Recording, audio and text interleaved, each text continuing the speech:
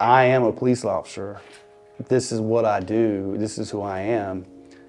And I'll never put that uniform on again.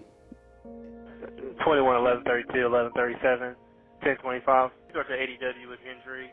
He's showing Holly Hill and Travis Creek Lane. Caller advised he's been shot. And what's sad is, it's not because I couldn't do the job. It's not because I didn't do it well.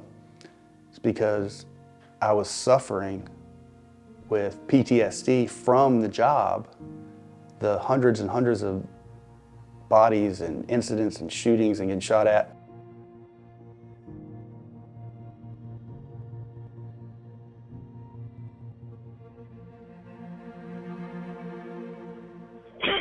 Shots fired, over shots fired. All unit 1033. 13, I have been here.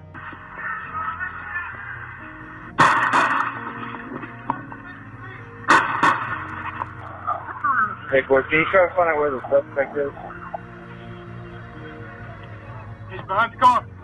I expected, you know, in my mind, you know, my family might leave me, you know, my parents might disown me, but my department would be there. They would take care of me, right? No, I mean, it was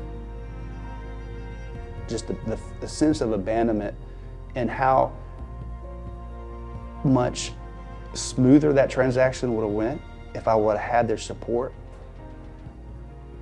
Would have been, for my mental health, night and day.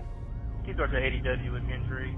He's showing Holly Hill and Travis Creek Lane. Caller advised he's been shot. I was getting ready to go home. It was around 10 o'clock at night. I called my wife and said, hey, I'm on the way home. The other sergeant checked on and to take over my responsibilities for the night. Call came in, ADW, which is assault with a deadly weapon, one shot, about 4 or 5 miles from the team office is where I was located on South Tron. We showed up, you know, typical ADW, the area I worked, sometimes we'd have 3 or 4 people shot in a shift, it just depended. I noticed an individual standing by a car yelling with a girl. He sounded amped up. So it drew our attention to him. We're in a parking lot. I asked him, you know, hey, who's been shot? He ignored me. At that point, with his demeanor, you know, we decided, hey, this might be a suspect. Gave him verbal commands, shows his hands. He ran from the townhome, he was in front of the door, to the rear of a car. So me and my partner, we're the only two on the scene. We're approaching the suspect, guns drawn, giving verbal commands, hey, show us your hands, show us your hands. And I thought it was weird that he jumped in the back seat of the car instead of the driver's seat. And my first impression was, hey, you know, thinking to myself, you know, he's going for a gun. I'm like, thinking, surely not, he's going for a gun. He emerges from the back seat, muzzle flash, pow, pow, pow. So muzzle flash, my partner gets hit, first round in the chest. I don't actually remember how I knew, but I knew he was hit. And I just returned fire. And to this day, the muzzle flash, it was within the first 4 seconds of this encounter, there were over 50 rounds fired between the 3 of us. And as he's shooting at me and I'm returning fire, I go down and I'm thinking, damn, he got me, I'm hit, but I'm thinking I'm still alive, keep shooting. It was a 7-minute shootout with about 82 rounds fired. Finally, I decided just to charge him.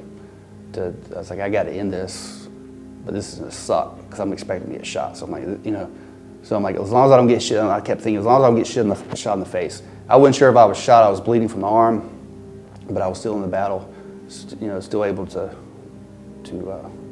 engage the suspect. So I broke cover, picked up my light where it was laying maybe 10 or 15 feet from the car, used it as a distraction device, threw it under the car, spun it, and when I came around, there was just a pool of blood and the suspect was laying on the ground.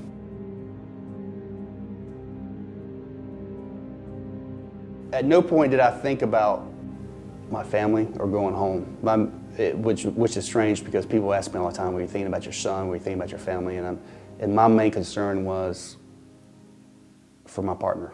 The reason I became a police officer is honestly, I think it's growing up watching Chips, right? So I don't know if you remember the California Highway Patrol show with John and Ponch, and they would ride and they'd help people.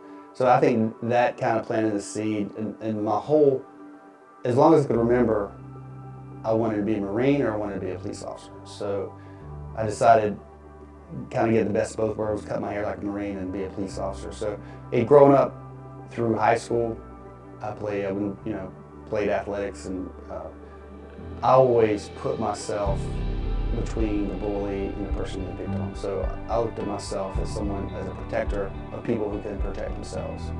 So becoming a police officer was an extension of that, and I looked at my job as a police officer was to protect the people who can't protect themselves. I remember in the shower, the day that I had to turn in all my gear, I broke down like a 5-year-old baby and cried for 15, 20 minutes. I was beyond, at this point, I was still having issues. And I felt like there was no help for me. My department, who I thought would step up and hey, we got you, what can we do to help you? Let's get you back where you need to be. They threw me on the bus. I mean, who do you turn to? Right? So it's just really tough, and I ended up moving out of the house for a year. It almost destroyed my marriage from I turned to drinking way too much, trying to mask the issues. I'm having issues, drinking with too much just to try to feel normal. I look forward to 7 or 8 o'clock at night. I was disciplined enough to wait till then until I started drinking, but it was every night, just to escape the pain and the trauma and the realization of what I've been through. Replaying the shooting and the sights and smells of the job and just the trauma, and then to come home and have your family, based on the career choice I chose to do, destroyed by my career choice. And I always wondered, what a different person I would be if I chose a different profession. Would I be normal? Would I live in a bubble and not worry about all the things I do now?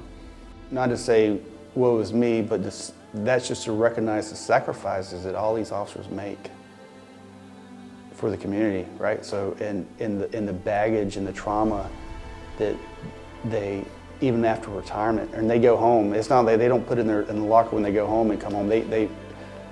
There's a huge abnormally ratio of divorce with police officers, high drinking, suicides.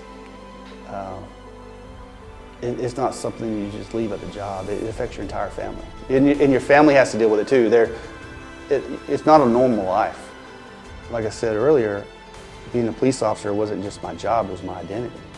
So this is who I was. So my PTSD became so bad that I put that at risk to come forward, and it was hard for me to say, hey, I'm having issues, and to get nothing at all and kind of look down upon. And they didn't do anything to help me. To say I felt betrayed was an understatement. They talk, you see these graduations, we're family, we take care of our own, we're here if you need something. It's not true, because I needed help. And it's not just me, I could give you 25 other examples just from Charlotte Police Department from in the last couple of years that needed help, and the same thing happened to them. Like when I finally broke down and I needed help, I never heard anything from the department again, ever, to this day. They basically took my gun, took me home, and I had to retire.